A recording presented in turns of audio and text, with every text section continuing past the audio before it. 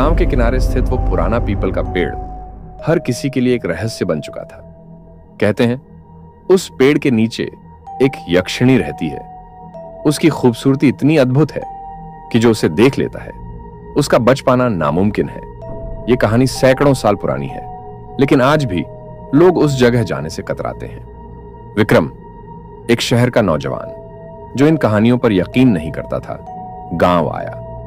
उसने उस पेड़ के बारे में सुना और ठान लिया कि वो उस जगह जाकर सच का पता लगाएगा। गांव वालों ने उसे बहुत समझाया, लेकिन विक्रम ने किसी की बात नहीं मानी।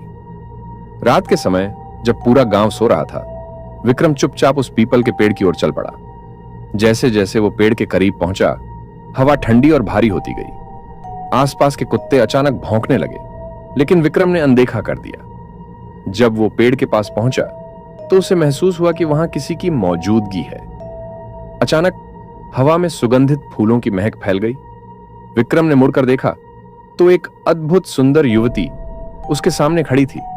उसकी आंखें इतनी चमकीली थीं जैसे किसी आग का प्रतिबिंब हो। उसने हल्की मुस्कान के साथ पूछा, तुम यहां क्या करने आए हो परदेसी? विक्रम को जवाब देने का साहस नहीं हुआ। वो बस उसे देखता रहा। वो युवती धीरे धीरे उसके पास आने लगी। उसकी चाल में एक अजीब सी कशिश थी, लेकिन उसके आसपास का माहौल डरावना था। विक्रम ने सोचा, क्या ये वही यक्षिणी है जिसके बारे में लोग कहते हैं? तभी वो युवती अचानक से हंस पड़ी। उसकी हंसी ऐसी थी जैसे हजारों भूत एक साथ चीख रहे हों।